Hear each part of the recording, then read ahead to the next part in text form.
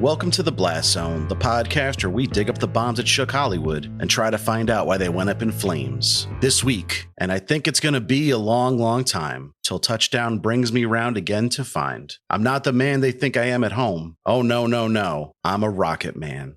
This is the Rocketeer.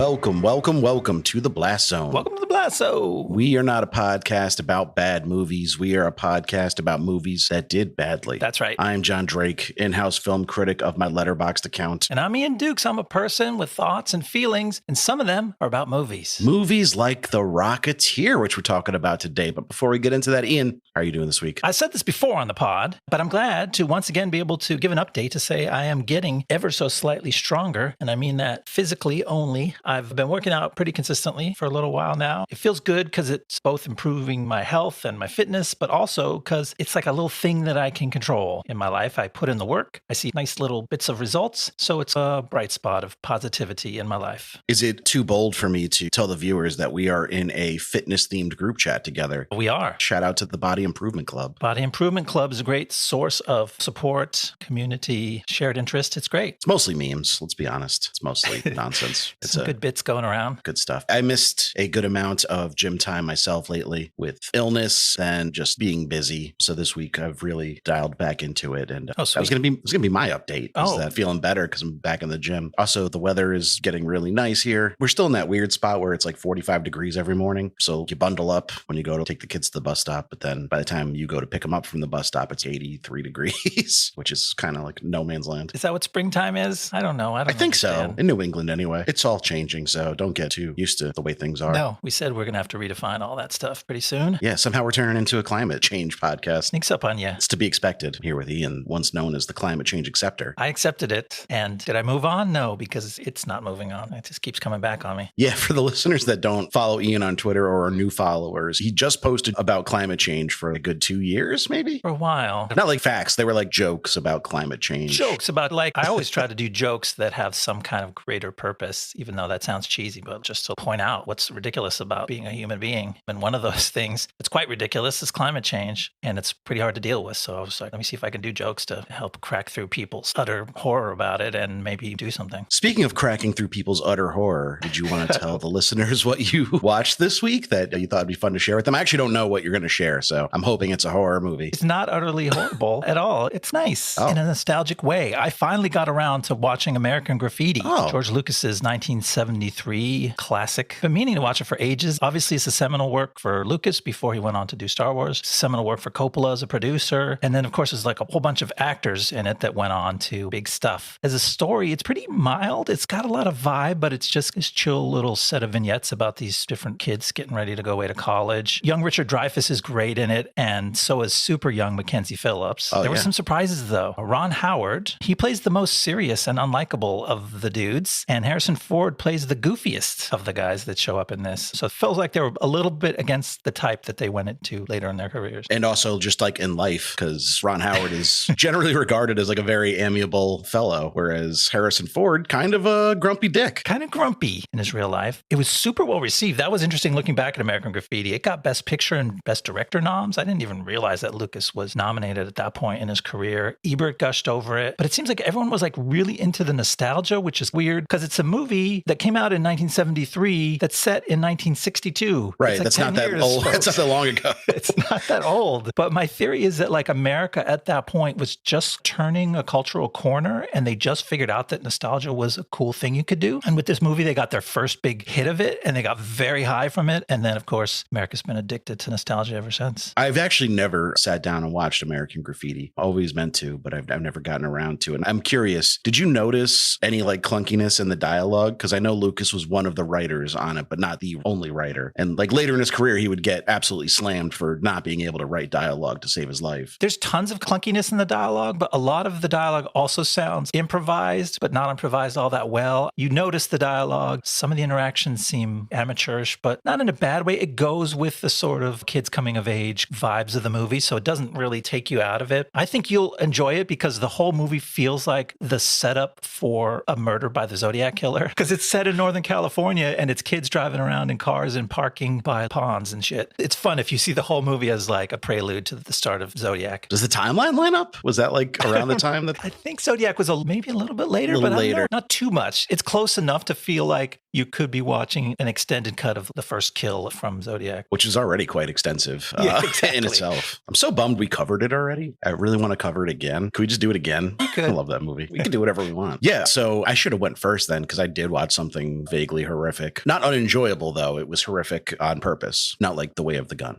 I watched Arcadian. I don't know if we talked about off mic or on mic, but when I was giving my rundown of why I think 2024, although it's shaping up to be a somewhat mediocre year for movies at large, is shaping up to be a banner year for horror. And Arcadian was one of the movies that I remember seeing the trailer for like just a few weeks ago and being like, oh, I can't wait to watch that. And then it just came out. I was very surprised. I thought it would be like the fall or something, but no, they just dropped it in the beginning of April with no fanfare. But had an April 12th theatrical release that was very limited, and then it came to streaming this week. So I checked it out without giving away too much. It is a home invasion thriller, but not your typical perpetrators. It stars Nicolas Cage and two young actors, one of which I recognized, Jaden Martell. He was the main character essentially in the first It Part 1. He's the young Bill Denbrough. Okay. They're just a family of three. They're being terrorized every night and they decide to do something about it. And that's all I'm going to say about that. It's an action horror home invasion thing. It's like they saw the marketing for It Comes at Night and then were so pissed that the movie was nothing like what they thought it was going to be that they decided to just make the movie they thought they were getting. Oh, I know we're both big Edgeheads, big Edgerton fans. Did you ever check out It Comes at Night? I think I watched 30 or 40 minutes of it and nothing ever came at night and I never went back to it. Yeah, I liked It Comes at Night, but I also understand why people were frustrated with it, because if you go into it with no expectations, it's a fine movie, but it advertised itself as something much more visceral and action-packed than it was. But this one is very action-packed and very visceral. Cool. Cage is great in it. He doesn't quite disappear into the role like he did in Dream Scenario. He's still very much Nicolas Cage, but he's not goofing around. He's playing it relatively straight. I think he's really, in the last 5 years, found a nice balance between playing up his persona, but doing it in a way where it doesn't detract from the movie. And that's kind of the sweet spot he lands in. Yeah. He's really having a great, I don't know, what would you even call this? His fifth act to his career? Like, he just keeps going. Am I correct that he has 2 horror or sci-fi horror genre movies coming out this year? Oh, baby. You just fucking strap in, because I am going to wax poetic about his other one, which is called Longlegs from Osgood Perkins. Okay, I've heard both names now. I am very excited for Longlegs. I don't think I'll be able to see it in theaters. It looks too scary, if I'm being totally honest. I'm a little afraid to go see it in theaters. Oh, that's the one you sent me the trailer for, right? So we're up to 3 or 4 trailers now. They keep dropping trailers. They're so good and so creepy and give away nothing, which I'm loving. Like, you could just watch the trailers as like a series of short films and it would be like effectively creepy and engrossing. I'm really enjoying the marketing for that movie. And if you haven't seen anything from Osgood Perkins, The Blackcoat's Daughter is really good. Gretel and Hansel is really good. I Am the Pretty Thing That Lives in the House is really good. As far as I know, he only does horror, but he's got Longlegs coming, and also another movie called The Monkey in post-production, which is based on a short story by Stephen King. And it's going to have Elijah Wood, Tatiana Maslany, Theo James, great cast. Anything he puts out now, I'm going to check out. But seriously, if you guys like horror movies, just check out the trailers for Longlegs. I promise it won't spoil anything. I think there's 3 of them now, and they're all amazing. I saw the first of the 3, and it was cool. So, without further ado, The Rocketeer. Now, Ian, I know you're an old-timey Hollywood guy. Yes. By which I mean you're old and you live near Hollywood. Correct. What do you remember about this movie, or even like this comic strip? Were you familiar with him at all? No, I said last week at the end of the show that I thought I might have seen some of this movie, and now that I watched it, I know that I, in fact, had not. art. But the thing that I do remember clearly is having seen the key art, whether that was from the posters or the comic book or both, and thinking, wow, that looks really cool. Like cool helmet, jacket, pistol, that looks cool. And now I know that in the movie, it's not cool. Yeah, I do remember the pistol on the Art Deco kind of poster that they had, but he doesn't actually have one in the movie. It's not like part of his thing. No, if you're quick, you can spot the pistol in this movie, but you have to have a quick eye. The Rocketeer is a movie that I remember not super well from my childhood. Like I had it on VHS for sure. Okay. I think I might have had a little guy, like a little Rocketeer guy. Oh, neat. Because I was like 5 when this movie came out, I think. So confusingly, I was like the target audience for a period piece about old Hollywood and Nazis and the mafia, as you put it, like made for children. Yeah, I think you'll go a long way to explain that once you talk about how this movie was made. But figuring out what you're watching is a big part of the experience of watching this movie. And you're right. I was illuminated when I was writing the monologue to kind of see how these seemingly disparate elements came to be in one movie. The short of it is fucking studio interference. It makes sense. It's a tantalizing property because Dave Stevens, did I get his name right? Am I pronouncing that right? Dave Stevens? Am I saying this right? Is it Dave or Dave? Dave Stevens, rest in peace, was R.I.P. a fabulous comic artist. You look at just some of the like signature panels when he did full page panels in this original Rocketeer that are covers or an end page or something. And they're beautifully done. And you're like, that character just looks so cool. We got to put him on screen. And as usual, it's very hard to get things from their original source to the screen without taking lots of twists and turns. Yeah, you sent me some stills from the comic book today. And I was like, is this like the tie-in they did for the animated series they did in 2019? The art is still vibrant and sharp. It looks contemporary, not something that was made in the early 80s. It looks really good. I did a little more research into that. I found out that for that compilation, when they took all his original comics and they aggregated them into one big book, they recolored them. So they got a new colorist to redo them for the book publication. And yeah, they look fantastic as a result of that. I was really reminded of Steve Dillon's art, who's one of my favorite comic book artists. He did a lot of like the Garth Ennis run of The Punisher, and just the style, the way he draws people really evoked that. I didn't get to check out too much of it, but it seems like a cool comic and much more adult than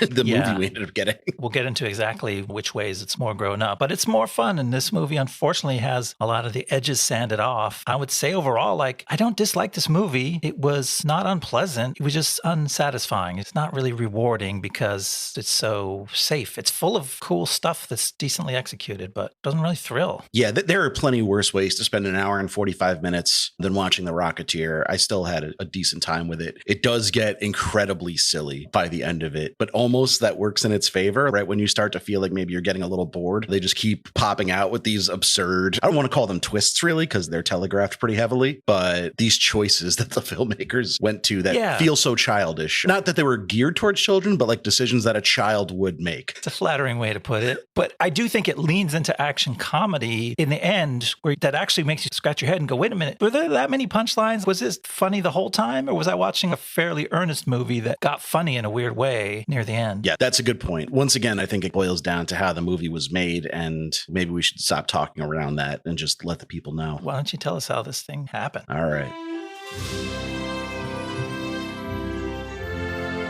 When comic book writer and artist Dave Stevens created the character of the Rocketeer in 1982, he immediately set his sights on a film adaptation, thinking the character was ideal for a movie protagonist. He sold the rights to Steve Miner in 1983, but was unhappy with Miner's vision for the film, and the rights reverted back to Stevens. He would then give writing duo Danny Bilson and Paul DeMeo a free option for the Rocketeer rights after hearing their pitch that kept the character in his original 1930s setting and embraced the tone of the comic. Well, at least the road to the big screen wouldn't be a rocky one. The road to the big screen would be a rocky one, however. The trio considered making a low-budget black and white Rocketeer film funded by independent investors, which would be an homage to Republic's Commando Cody Rocket Man serials, which Ian probably remembers from his childhood. Joke's on you, I don't remember anything from my childhood. However, they dropped this idea after meeting with Harry and the Hendersons director William Deere and offering him the job of co-writer and director. Stevens, Bilson, DeMeo, and Deere, who are somehow not a law firm, began to tour the major studios and pitch their Rocketeer movie, but were all told to fuck off, with Stevens saying, and I quote, "This was 1986, long before Batman or Dick Tracy or anything else," end quote, because I guess he forgot about all the Superman movies they had made at that point. They finally had some luck with Walt Disney Studios, who believed the film had potential to make a bunch of toys and merchandise. It was originally supposed to be released under Disney's Touchstone label, which had fewer restrictions on the content they released. Studio chairman Jeffrey Katzenberg changed his mind, though, and required the film to be released as a Walt Disney picture, which meant major script script rewrites to make the movie more kid-friendly, with Stevens saying that all they really wanted at the end of the day was the name. We want you to rewrite this so it's just the title page. Bilson and DeMeo would submit their first treatment to Disney in 1986, but Disney requested a massive amount of rewrites and revisions. Between 1986 and 1991, Bilson and DeMeo were fired and rehired by Disney at least 3 times, in addition to Disney hiring new writers that were also never quite able to crack what the studio wanted. All these delays and studio interference caused Deer to drop out of the film as director, and Joe Johnston, who had directed Honey, I Shrunk the Kids and was a big fan of the Rocketeer comics, lobbied hard for the job once he learned Disney owned the rights. He was hired and pre-production started in early 1990. Casting brought its own difficulties, however, as the lead role of Cliff Secord was offered to both Kevin Costner and Matthew Modine, who were unavailable. Dennis Quaid, Kurt Russell, Emilio Estevez, and Bill Paxton all auditioned, with Paxton later saying he came really close to getting the role. Johnny Depp was Disney's first choice, but he turned it down, and Vincent D'Onofrio also passed. Johnston and Stevens both liked Billy Campbell, but he was not exactly an A-lister, and Disney feared a lack of name recognition would hurt their box office chances. They were so wrong. It was his performance that would hurt their chances. Johnston eventually convinced them, and Campbell was cast. The co-lead of Jenny Blake was another tough nut to crack, as Sherilyn Fenn, Kelly Preston, Diane Lane, and Elizabeth McGovern were all considered before 20-year-old Jennifer Connelly was cast. Stevens wanted Lloyd Bridges for Secord's mentor Peavy, but he turned it down, and then Alan Arkin was cast. The part of the villainous Neville Sinclair was offered to both Jeremy Irons and Charles Dance before Timothy Dalton signed on. Finally, Eddie Valentine was written for and offered to Joe Pesci, but he passed, and his Goodfellas co-star Paul Sorvino took the role. Oh, you broke it, Jeremy!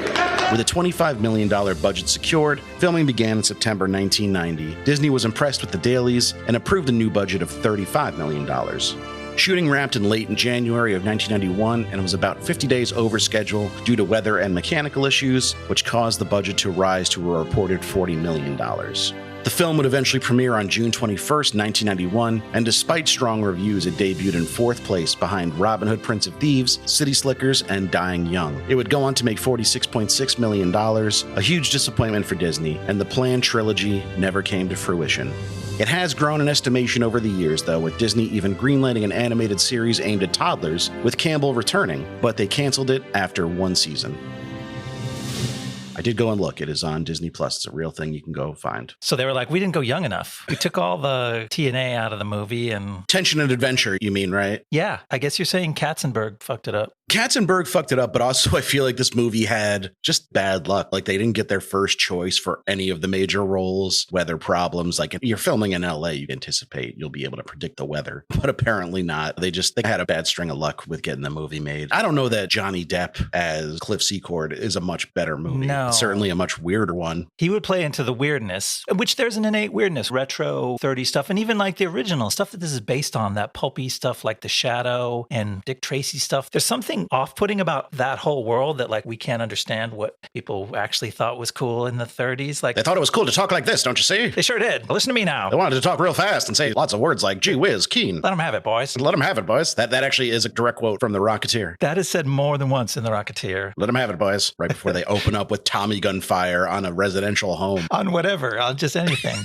They're ready to go. If you tell the boys to let them have it, they're going to let them have it. The Rocketeer flew into this orphanage. Open fire, gentlemen. Give them hell. By the way, I just wanted to address the accusations from some listeners that I'm becoming the, quote, voices guy. And you're 100% right. I'm having the time of my life. I'm watching that evolution in real time. And unlike whatever listeners you're hearing from, I fully support your transition and I hope to enable it. I've got 2 voices. You've already heard one of them. The other is my 1930s mobster. Very similar. Yes. But we'll get into that later. But yeah, like the mobsters talk mobstery in this, but there should be something creepy about the Rocketeer. His helmet is both like cool and Art Deco, but also weird. It's kind of Creature from the Black Lagoonish, isn't it? Yeah. If you look at the face, it almost looks like a spray painted Creature of the Black Lagoon mask. It's a great creation. If you look at the original comic, Stevens is able to do different things. And because it has these big eyes, he's able to, there's this one great poster image of it from the comics where it has super cute, like kitten eyes, giant wet. Okay, big bad wolf, take it easy. Kitten eyes on it. And it's super cute. So it can be cute. It can be intimidating and cool. I would paint little whiskers on it. With the Johnny Depp, I don't know what direction we would have gone in. I think Bill Paxton Johnston is probably a push with kind of the tone we get here. I feel like he'd probably be relatively close to the movie we ended up getting. Not super far, but I do think Bill Paxton would be an upgrade. Oh, yeah. We'll get into it when we talk about what Billy Campbell does with this. I think pretty much anybody you named would have been an upgrade. Billy Campbell looks like the comic book character, and that's about as much as I can say about him. He's got the look. He's strikingly handsome, but not the most charismatic. Also, I feel like his name and the character's name should be switched. Like his name should be Cliff Secord and the character should be like Billy Campbell just sounds like a 1930s kind of Flyboy from the Valley. Serialized Flyboy. Yeah. Oh, that's Billy. It goes Billy Campbell. He plays it more as a Billy than a Cliff. Maybe that's the problem that we have. Right. I hear Cliff. I think of, I don't know. It strikes me as like a noirish kind of name, Cliff Secord. It sounds strong and strong silent type, and he's neither. Yeah. He's the Lone Ranger, but with less skill, which we'll get into. We texted each other very similar thoughts. Like we each have prevailing theories about this movie, and yours I can't begin to understand because you've titled it the most confusing thing. But mine is just that The Rocketeer is the story of a himbo done good. He's just handsome enough where people tolerate his kind of stupidity. It's like the John Hamm character from 30 Rock, where he's handsome enough that like he doesn't realize that life is hard for other people because he gets away with so much. And that's Cliff Secord. I think that's a great way to summarize it. My thinking about it, apart from my cryptic theory, which I will unveil shortly, is that because they took so much of the character out of the main character, it ends up being not really a hero adventure movie. What they made is a movie that's kind of about preserving a way of life. It's about the way of life of this little aviation community in the San Fernando Valley in the 1930s. And can we preserve the old-timey way that they live and enjoy their little air races? And that makes Peavy kind of the main character, his friend and mechanic and roommate. So it's kind of like, can we save things for the people in this cafe and not let their way of life be disrupted, which is... It's pretty low stakes. Yeah, he's this dumb, overgrown kid who's too scared to see that life could get any bigger than this little circle that he's grown up in of flying planes around the valley. And so it's kind of, there's movies that work that are based on that are heartwarming stories for old folks. But they made this for kids. It's like they thought that kids were going to get excited about the action. And then it's like, why would you care about, well, what about the cafe? And what about the old guys who love to drink coffee at the counter in the cafe? Aren't kids going to be rooting for them to have their little spot? The answer is no. No one cares. Like, I saw this when I was 5. I didn't even know Howard Hughes was a real person. Like, I didn't fucking know. And their kids like, look, Mom, it's Howard Hughes. People aren't getting excited about that. All right. Do you want to start walking through the plot? Yeah, there's a lot to get into. I'm going to just dive right in. All right. It's 1938, and in Los Angeles' bucolic San Fernando Valley, a mobster is fleeing from the FBI with a package he burgled from a top-secret factory run by Howard Hughes. The crook stashes the loot in an airplane hangar, but while driving away, he causes local air racing pilot Cliff Secord, played by Billy Campbell, to crash his fancy new plane. It's a huge financial setback for Cliff and his mechanic partner Peavy, played by Alan Arkin, and they're bummed. But then, the pair stumbles upon the package the thief stashed, and they realize it's a rocket pack. They test the rocket out in secret and start to think this could be a way to make money.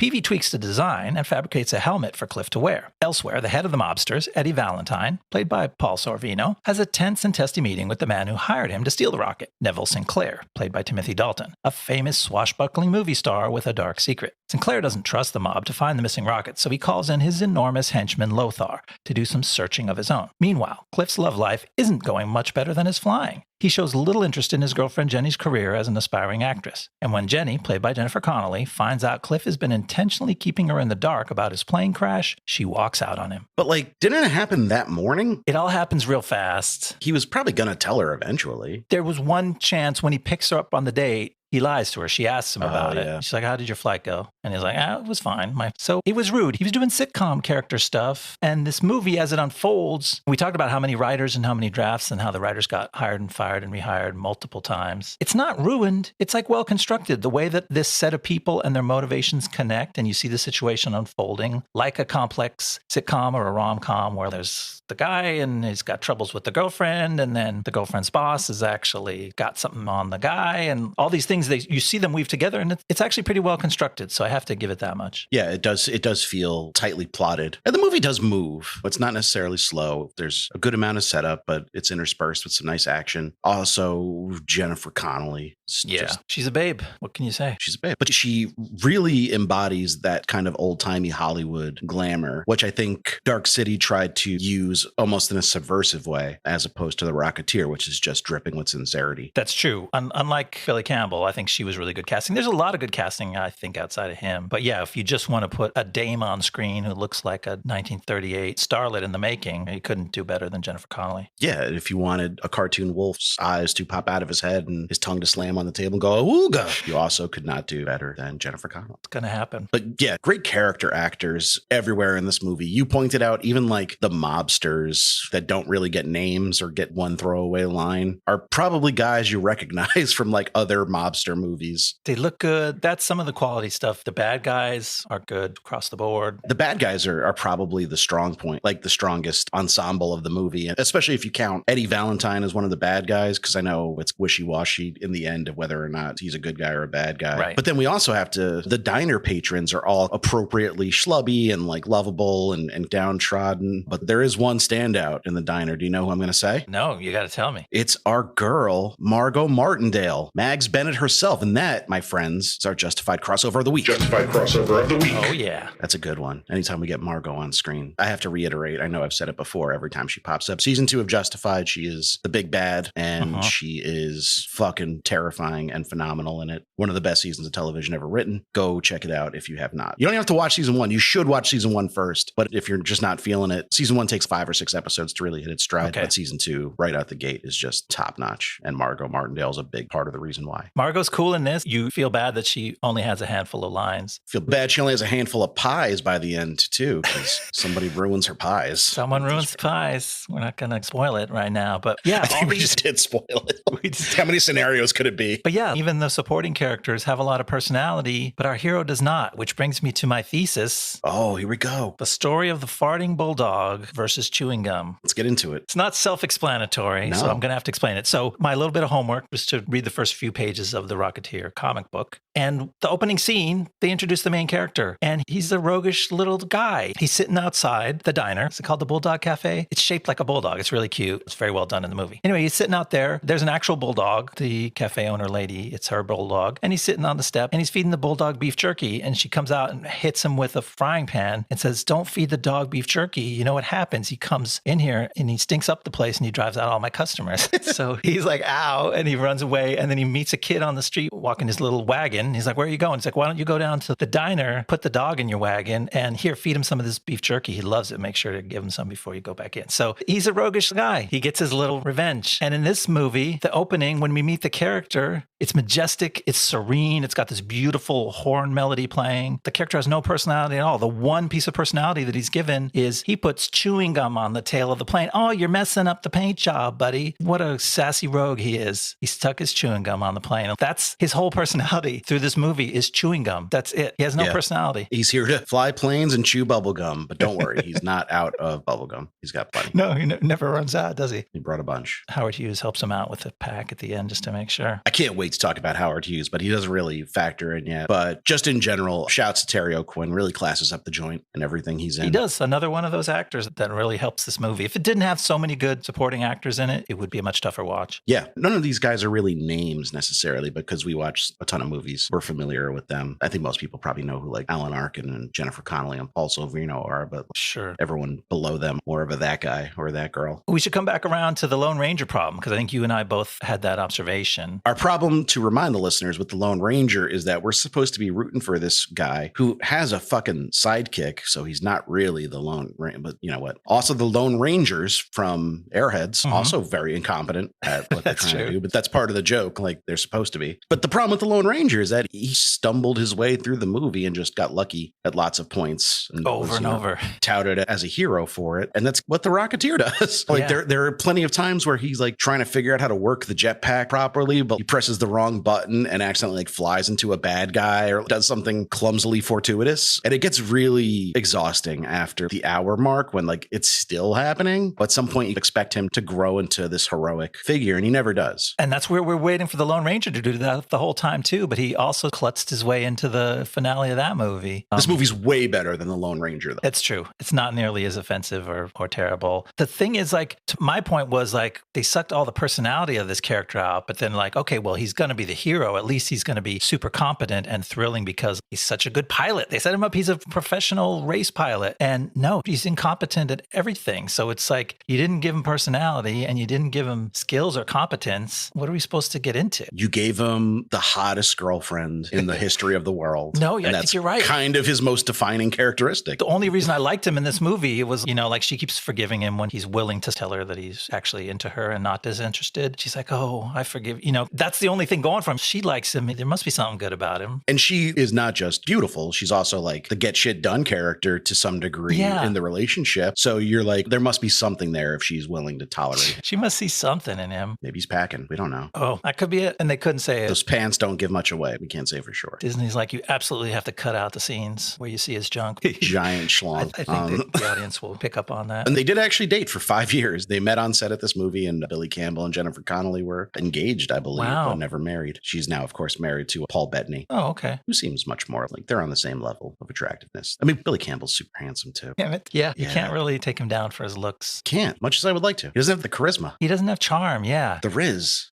Riz is just short for charisma, isn't it? I think you're right. That's what I thought. Who has Riz, though, in this movie is Timothy Dalton. Timothy Dalton's always got Riz, but he's exploiting it to good use. Good casting. I think that's one where I don't know that I like Jeremy Irons in that role nearly as much as I like Timothy Dalton. It wouldn't be as fun. Timothy Dalton is just such a great mustachioed villain, which I learned when I saw Hot Fuzz back in the day. So that sort of defines him for me. I'm a slasher. Yeah, he's doing that like handsome, vain smile, and you know that he's really bad, but he's also really charming. He's perfect for the role. Jeremy Irons would not have been as much fun. He might have been more menacing, genuinely. Darker, Sinclair is always like, what can he do? He's a little cute little guy. Clearly based on Errol Flynn, too. And he carries that off. Like, you believe that he's an Errol Flynn style movie star of the 30s. And I didn't realize Errol Flynn was widely believed to be a Nazi sympathizer and sleeper agent based almost entirely on just one biography that was written of him in the early 80s. Oh, wow. I'm not sure when the biography was written, but there was just one biographer who had heard a story that he couldn't corroborate and kind of irresponsibly put it in his book. And it became one of those common knowledge things that wasn't actually true. So it was later debunked? Yeah, it was later debunked. The writer,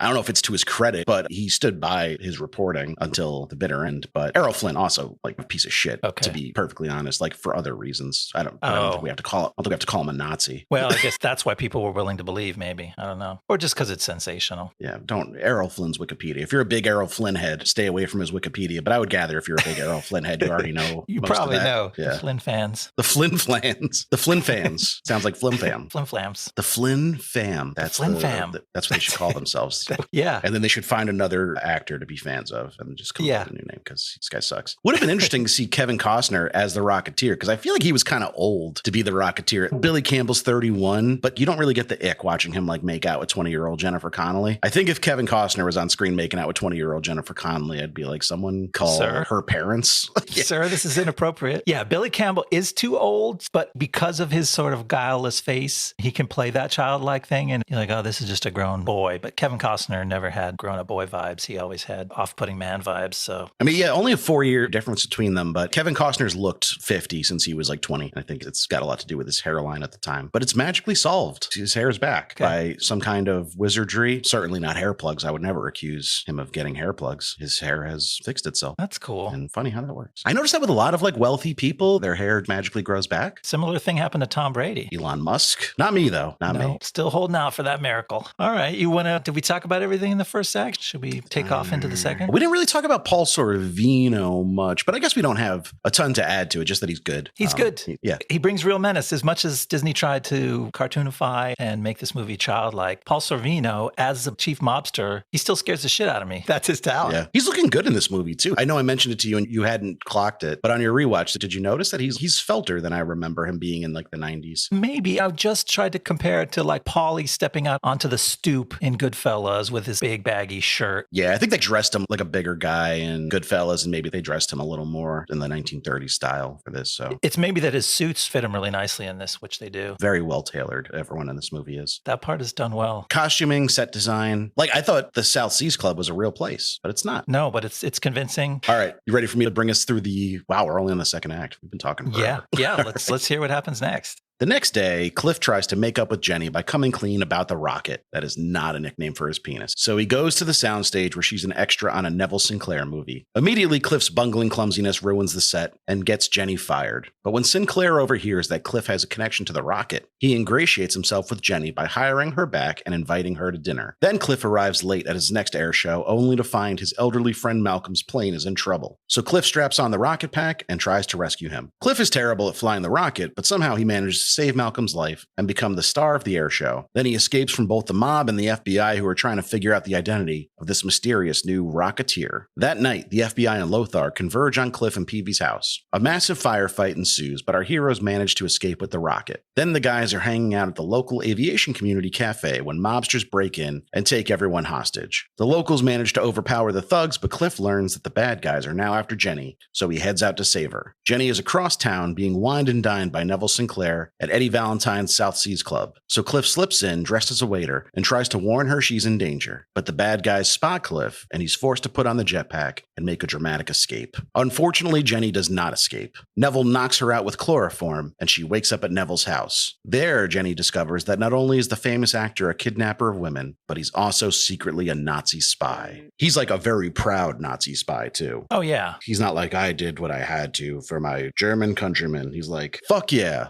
Yeah, I'm a Nazi. I'm a saboteur. I'm a spy. Fascist. I'm a fascist. And I was like, oh, yeah, he's a closet fascist because he has a closet dedicated to fascism, which she finds her way into. And it's got equipment and... He's got a whole communications tower set up in his house. Pretty impressive. It's the type of shit you would see in like a submarine. He's been running a big operation. We find out later that he's got quite a few resources at hand besides Lothar. That's when the movie gets extremely silly. Gets silly in the third act. It's been silly, but yeah, it gets even sillier. So for as long as we talked, this is really like one or two set pieces in this act that just go on for a while. There's the big house battle, Lothar versus Peavy and Cliff. Lothar, they do a good job of making him a boogeyman. Like he generally wins every fight and kills everyone he's trying to kill except for Cliff and Peavy. But then they wuss out a little bit. When he's fighting Cliff, it's like a comedic fight. Meanwhile, we've seen him torture and kill people already. He actually kills some people. He's like putting Cliff's head, he puts Cliff's head through the ceiling and it's all very goofy. But no, like you did work to establish this guy as like a real scary threat. Folds another guy in half. It's a little bit comic booky, but he's literally leaving a trail of dead people behind him, which is good. I like that part about it. I feel like they went a little too far on his face. Yeah. Lothar is played by a former basketball player named Tiny Ron Taylor, who is not afflicted with, what's the term? Acromegaly? Acromegaly. So Tiny Ron Taylor did not have acromegaly. He's a generally pretty handsome fella, normal looking guy. But I guess Dave Stevens really liked how this other guy, Rondo Hatton, looked. Thought he would be a good scary monster. You pointed me out this guy, Rondo Hatton, who was a actual journalist for the Tampa Tribune. And later in life, he found a career in movies because he looks like a big scary villain with oversized features, a gigantic chin and eyebrows, very intimidating and freaky looking. And so I'm on his Wikipedia page right now, and they have a high school yearbook photo of Rondo Hatton, and he looks like a strapping young man. Okay. I think it's just one of those situations where like his facial features kept growing to the point where they started looking exaggerated, which they used for villainous effect, which not the most sensitive portrayal.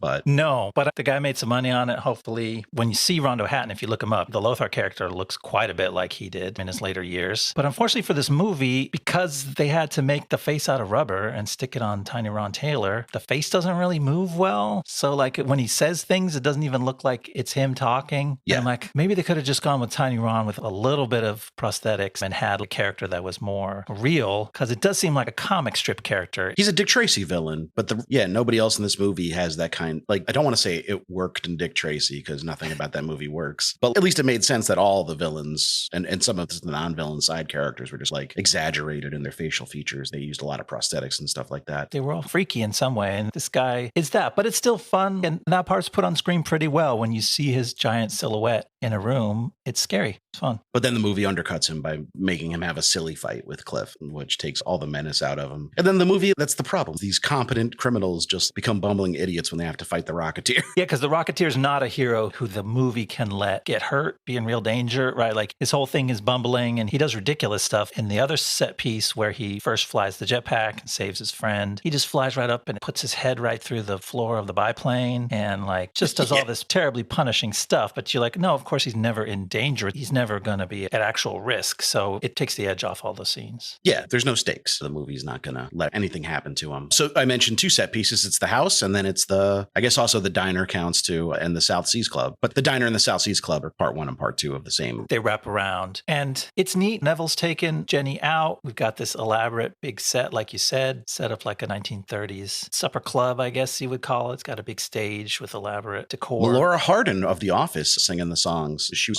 Jan Levinson on The Office. She's a real singer and also an actor, and that was really her singing. She's on the soundtrack. But that's part of them milking it too long, because there's a lot of music and dancing. This goes on so long. Just like they're still on the soup course. Like you guys have been sitting there for half an hour. Yeah, they're doing all these bits. They're introducing old-timey movie characters. Clark Gable stops by. W.C. Fields comes and sits with Jenny for several minutes and talks to her. They're really milking the scene. And then there's the whole bit where Cliff comes in and dresses as a waiter, and he's trying to get a secret message to Jenny. Secret. He writes it on a piece of paper and puts it on her plate right in front of Sinclair. It's pretty bad. That's a part where the movie started to get silly and do comedy bits for you, which is a tease for it's going to do more of them later on. And then the bad guys catch on to that it's Cliff. And he has to put on a helmet and start flying around the big ballroom. And then there's a moment of unintentional horror. The thugs are locking the doors to not let him get out. He's flying, bumbling around the room like he always does, crashing into things and setting the entire nightclub on fire. Like all the tablecloths and backdrops are now starting to burn, and there's people locked in there. And they're like, oh shit, this is a horrific nightclub fire scene, which they never play that moment as horror. But I'm like, you guys, you're starting to scare me with this shit. It's like Carrie's Prom, but played for laughs, which is a strange sentence I never thought I'd have to say. But then it dispels it. Then he crashes into a giant ice carving of a snail, propelling it through the locked doors, which you're like, oh, now everyone can escape on their own and no one's going to die horribly. As far as we know, we never heard the body count. The reporters weren't there. And we taken out of the South Seas Club where 11 people have burned alive. I wouldn't be surprised. That was on the cutting room floor. That was in the script. We talked about Sinclair as a Nazi. This is where the big reveal comes in. I'll be honest, I didn't really see the Nazi angle coming. That kind of came out of nowhere. They hadn't really been talking about the build up to World War II so much, but I guess the FBI's involvement and Howard Hughes being in the background of all this stuff, you could surmise that we were getting to like the boiling point of the war breaking out. But it's an open question because they do establish that Neville is the one who hired the mobsters in the first place. But for a while, you're like, why is this wealthy, famous movie star who's doing great stealing shit from Howard Hughes? And then it all makes sense when they put it together. It's funny. I mean, he's speaking in his perfect English accent the whole movie, except once they find out that he's actually German, he speaks in a German accent. I get like he speaks German to the Germans that he's working with. Well, why doesn't he go back to the way he speaks English, which he does like every day, all day? Instead, he takes on a third accent, which is just like, I'm now German, man. My big issue with this is that Timothy Dalton is so convincing as a movie star, and Neville Sinclair is so convincing as this Hollywood playboy that I think a more interesting angle would have been like he was a Nazi spy, but he got infatuated with the Hollywood lifestyle and just doesn't want to go back to Germany now. He kind of alludes to it at the very end where he says like, I'll miss Hollywood. That's true. But it's a setup for a punchline, but it's a good sentiment that they don't play too much. Like, I guess in a more sophisticated movie, he could be conflicted. A guy with German heritage who like is actually not just a spy whose identity was constructed, but he was just co-opted and decided, actually, I need to help the Nazis, even though I've been living life as an English-American actor. But this movie did not have room for that kind of characterization. I'm just thinking about what the analog would be. Like Chris Pratt turns out to be a Russian mole, like a star at that level who's been famous for a while to get to that level. It's not like he popped up overnight. No, he says he's the number 3 box office star. Just turning out to be like a foreign agent. Like that's insane. Can you imagine? Yeah, this movie's version of it where it's like they were putting on an accent to cover their foreign accent the whole time. You know, it's like the Americans style deep cover operation. This is a very obscure reference. Not obscure reference, but a tenuous link to this movie. But there's a South Park episode where Butters, my personal favorite character, it's called Butters Bottom Bitch. He becomes a pimp, and there's an undercover cop who's trying to crack this prostitution ring. He dresses like a woman. It's a male cop. He falls in love with one of the pimps. They get married. They're living together for years. They're living in like the Swiss Alps or something. And then he's finally like, I gotcha. You're under arrest 5 years later. That's how this feels. Like you went through that much effort. What kind of intel was Neville Sinclair privy to as an actor? Why would you go that route, I wonder? And if you had an agent that was in that deep with that kind of perfect cover, he tips his hand too easily. Like he would never directly hire the mobsters or stage a big public event where he seizes the rocket and flies away. Like he's too good an asset to burn himself on one job. Why are we spending so much thought and effort talking about the spy logic of this this movie. It's cool. All right, why don't you walk us through the third act so we can get out of here. Back at the cafe, Cliff gets a call from Valentine with his hostage demand. Cliff must bring the rocket pack to the Griffith Observatory at 4 a.m. to trade it for Jenny. But just then, FBI agents grab Cliff and bring him to Howard Hughes. Hughes explains how the rocket pack must not fall into the hands of the Nazis, who would use the technology to invade America. Cliff intends to return the rocket, but he explains that he desperately needs it for just one more night to save Jenny's life. He breaks away from Hughes and the FBI and heads for the rendezvous. At the observatory for the handoff, Cliff informs Valentine that Neville Sinclair is actually a Nazi spy. This turns Eddie and the mob guys against Sinclair and puts them in league with the FBI agents who just showed up. But Sinclair, on his side, is backed up by a squad of Nazi commandos, and a massive firefight ensues. Neville grabs Jenny, and he tries to escape in his getaway vehicle, an enormous hydrogen-filled Zeppelin. Cliff rockets his way up to the airship, where he has it out in a final standoff with both Neville and Lothar. Neville tries to escape by flying away with the rocket pack, not knowing the pack had a fuel leak, catches fire, and kills him. Then Lothar is burned up as the Zeppelin goes down in flames. Cliff and Jenny barely escape the burning airship at the last moment with the help of Howard Hughes flying a gyroplane. Next day, Hughes gives Cliff the gift of a brand new racing plane to replace the one he crashed earlier. Jenny and Cliff have made up and are looking forward to a bright future together, but old Peavy, he's getting ideas about building a new rocket pack. All right, let's talk about our boy, Howie. Howard Hughes, controversial figure in American history. Not if your only exposure to him is the Rocketeer. He's just a good guy, wants the best for America. He's a stand-up dude. No weird idiosyncrasies here. Not a milk jug in sight, whether full of milk or pee. No sign of mental illness and spiraling into the real strangeness, which we'd love to see Terry O'Quinn play that whole breadth of Howard Hughes' character, but he only plays the young, heroic Howard Hughes in this. But he was like Terry O'Quinn's a lot of things, a lot of good things. But a young man in 1991 is not one of them. He looks 50, which is weird that he's playing like the young, gung-ho Howard Hughes that I think my generation certainly associates more with The Aviator, where Leonardo DiCaprio looked about 20 years younger than Terry O'Quinn looks. But Terry O'Quinn has, I think that's another perfect casting in this movie for supporting characters. It is, but the character's just so underwritten. For such an interesting guy, they could have just used a made-up person. Like, he has almost no connection to the real Hughes, except that he likes planes. Yeah, it's a comic book version of this character, but, you know, he has to step in as a Hughes ex machina in the end, as we explained, to save the day. By God, that's Howard Hughes' music. I'm just like Jim Ross narrating the final action scene would be one of the best things ever. Because I jokingly texted Ian that, like, is Howard Hughes going to fly in with a steel chair and hit Neville Sinclair over the head or something? But then, like, he kind of does. He saves them. They're on a Hindenburg-style Zeppelin that's going up in flames and going down in flames. That nobody saw coming. It just flies over Neville's house at the exact perfect moment. Yeah. It flies over the observatory. The observatory. Which is, I thought that worked. Based on my knowledge of the geography, the observatory is just a few minutes from my house. I think you could sneak up a Zeppelin there if you had to. Are you fucking with me? What? You could sneak a Zeppelin up there? They show it cresting from behind the observatory, and the observatory does sit on this peak where you could try to sneak up on it if you had a Zeppelin that wasn't too loud. How do you explain the dozens of Nazi ninjas that just come cascading out of every crevice? They looked like paratroopers of some sort to me, so you just have to go with it. You got all the answers, Ian. That they dropped in somewhere. Yeah, funny enough, this is the second thing that I've watched in the last week that ended with a climactic scene at the Griffith Observatory, which is like home territory for me, which is cool. Fallout's the other thing. Climax of Fallout is at the observatory. You finished the season? I know. I don't finish it, but I finished Fallout. Ian does not finish seasons of television. Did you ever even finish Mayor of Easttown? Yes. Okay. That's why it's in the elite thing. I guess I got to put Fallout in that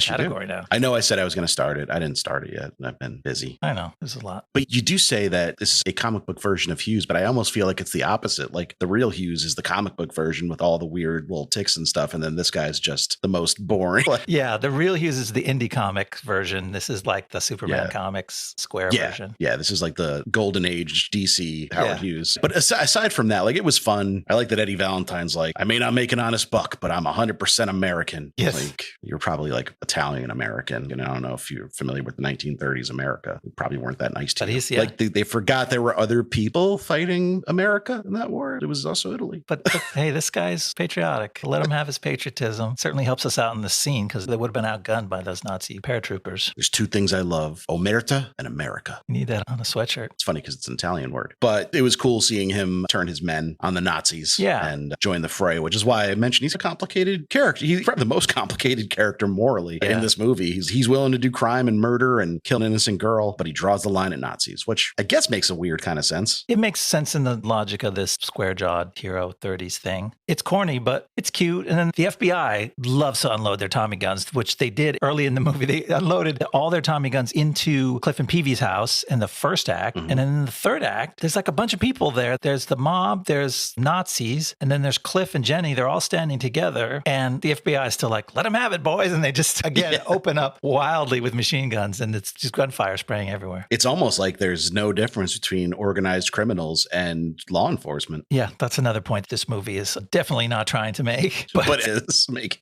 Accidentally does. We're talking about how the humor starts to pop up in this third act. When the guns start unloading, Cliff's still got the rocket pack on, so he's like about to hand it over. And maybe there's one Nazi soldier holding onto it. Sorvino goes, lousy Krauts, let him have it. All the guns open up. Yeah. And Cliff like presses the button and you think he's going to rocket away into the sky to safety, but he doesn't. He scoots on his face across the entire grass of this thing and then through a guardrail. I guess because this soldier is also holding onto the backpack at the same time. But I couldn't tell if that was supposed to be hilarious, but it was. It was definitely hilarious. And I'm sorry, like the physics of it, the speed and the relative ease at which this rocket pack can launch him off the ground, adding one extra man worth of body weight to it would not bog him down to that degree. He would just go up slightly slower. He wouldn't just like skid on his face. Like that was like a moment where you could have given him a cool action hero shot. All the gunfire and explosions happening below him and he's going up into the sky. Yeah. But no, like they had to get another joke off. It undercuts any kind of stakes this big climactic action scene could have had. He absolutely klutzes his way through the third act. And like you alluded to earlier, we kept waiting for it in Lone Ranger, and I kept waiting for it here. You're like, okay, the hero, well, he's learning. The jetpack is something new. No one's ever flown one before. He's learning. And now in the third act, he's going to come into his full as an action hero. And no, he just still klutzes his way through the entire finale of the movie, starting with that face plant across the yard. Then he flies up to the Zeppelin and again crashes into it because he can't control the jetpack. He severs their rudder wire totally by accident. A lucky accident, stalls them out. And then when he goes to fight Neville inside the airship, he also sucks at fighting. Neville kicks his ass. Neville's been training for swordsmanship and whatnot. You see him fencing in his first appearance. And then also, just want to point out, apparently Lothar has no dick or no balls. Nothing. Cliff winds up and just punts him in the crotch and somehow hurts his foot, and Lothar is unfazed. Yeah. It reminded me of the Bill Murray Ghostbusters scene. Yes, it's true. This man has no dick. We didn't get that punchline. We got a lot of other good punchlines, though. I did want to point out, like, one thing that surprises me about the characterization of Cliff is that Joe Johnston directed this movie. And, like, Joe Johnston made his bones directing action stars like Rick Moranis. No, he was a special effects guy and art designer on the entire Star Wars trilogy. He even did some second unit directing on Temple of Doom, I believe. Okay. He did special effects and art directing on Raiders of the Lost Ark. So he worked with Lucas and Spielberg very closely to start his career. And I think still does work with Spielberg at least pretty regularly. But think about like Luke Skywalker's journey or even Indiana Jones's characterization as he might not be the best hero, but they're all very competent. And especially in Luke Skywalker's case, like you see him become more competent as the movie goes, even like the first movie goes on. And even when he's bumbling, he's never like a useless idiot, you know? So like, why couldn't you take some of what you learned on those? And it would have been good to see him gradually get better at being a hero, but he sucks just as much at the end as he did at the beginning. Yeah, Luke was a badass pilot, if nothing else. He was kind of a rube in everything else in life, but he turned out to have some talent for the Force. Indiana Jones gets lucky in some scenes, and that's part of the comedy of the action of those movies, but also he's incredibly capable, and they just decided that the Rocketeer would have none of that, and it sticks out because I just wanted to mention Jenny at the beginning of this act. She was trapped at Neville's house. She's got skills. They make a point of showing you how she's a competent hero. She uses her skills. She knows movies, so Neville tries these come-on lines on her, and she keeps naming the movie and the actors and the scenes that he stole them from, so it diffuses his little act. And then she uses her skills at acting to set him up, make him think that she's into him so she could crown him on the head with the vase. So it's like they know the difference between a hero that has skills and competence and a hero that doesn't, and they just decided to make the big hero, the Rocketeer, one of those nincompoops. I'm not somebody who thinks the hero needs to win all the time or always be the most, I hate to use the word heroic when I just said the word hero. You can give your hero obstacles that he fails to overcome, but just give me a little bit of progress, a little bit of movement in the right direction. So like, why would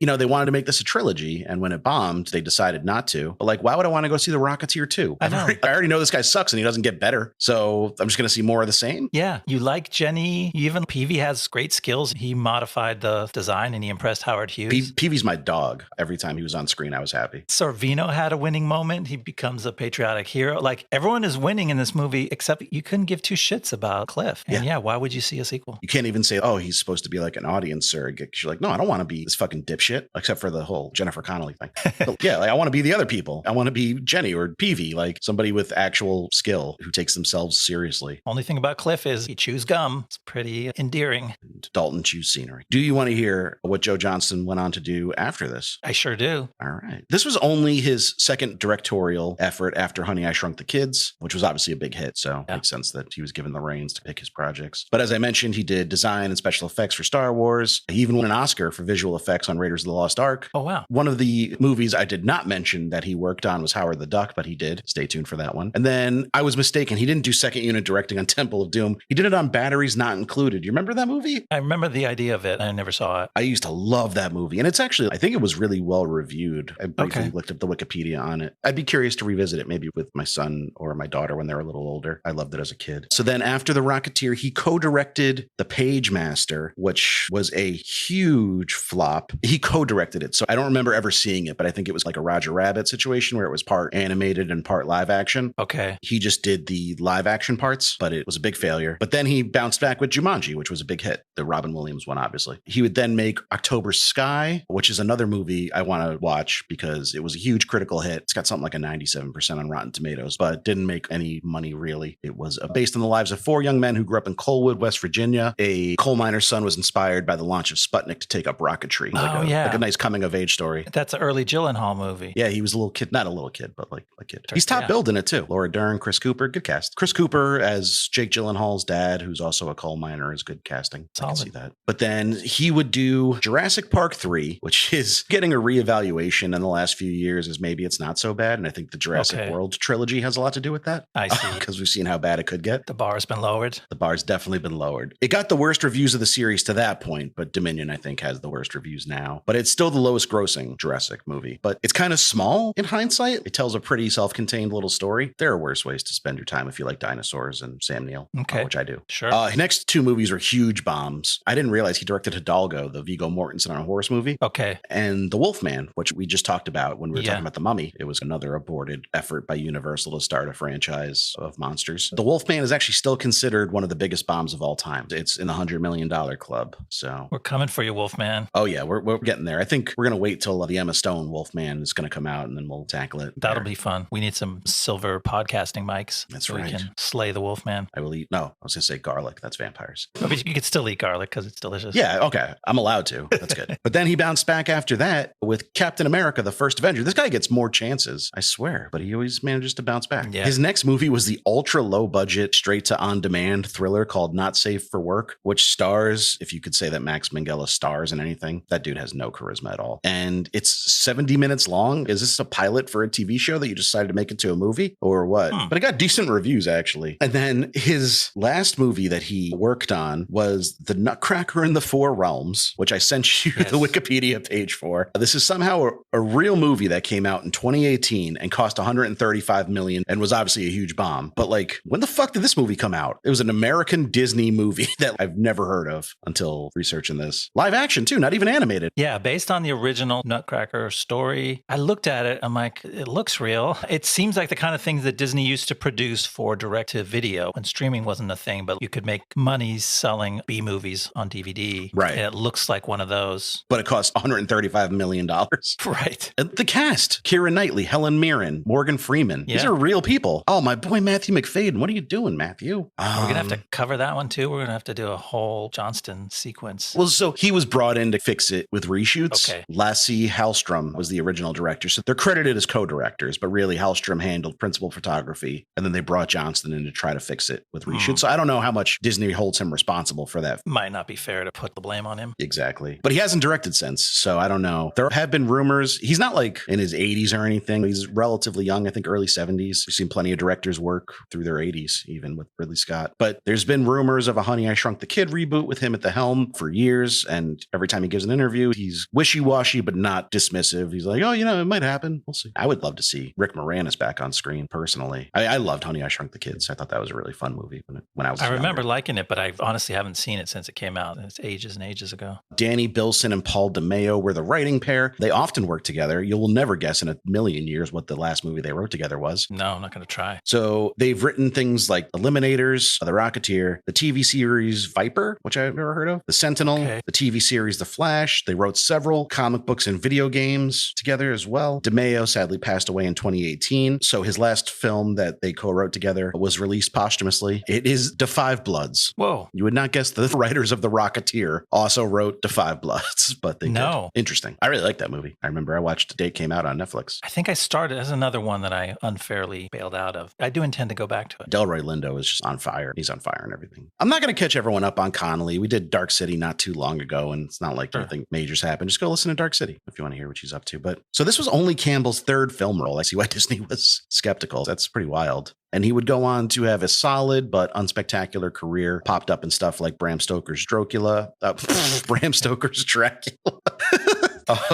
You can keep that one in. Enough, like the Jennifer Lopez is in an abusive marriage and then she fights back movie from like the late 90s, I think. Gods and Generals, which I remember liking. He was a fixture on TV. He was in the 4400, The OC, The Killing, Cardinal. And then he reprised his role as the Rocketeer on that animated series. But he lives in Norway. His wife is Norwegian, and he seems to mostly film stuff in Norway now. Good for him. The guy worked, so this movie did not sink him as much as you and I tried to sink him with our barbed comments during this episode. He did fine for himself. Yeah, he seems like he's had a solid career and a nice life. All right, do you want to hear what we're covering next? It's a big one. Yes, it's time to unveil. Fight Club. We're finally doing it. Fight Club's worldwide box office is not that bad. It was really a flop in America. Like that's where it lost money. So that's what we'll focus on was like the American reaction to it and response to it. But we'll get into all that. This is a big one. And that's going to be in 2 weeks, right? Or is it in 3 weeks? I don't know. We'll figure it out. A little vacation time in the middle. Got a little break. And then we're going to come back ready to fight. Thank you guys for listening. You can follow us on Twitter at BlastZonePod. Email us, blastzonepod@gmail.com with any movie suggestions, feedback, anything. I don't care. I'm lonely. Talk to us. I will see you next time in the Blast Zone. See you next time in the Blast Zone.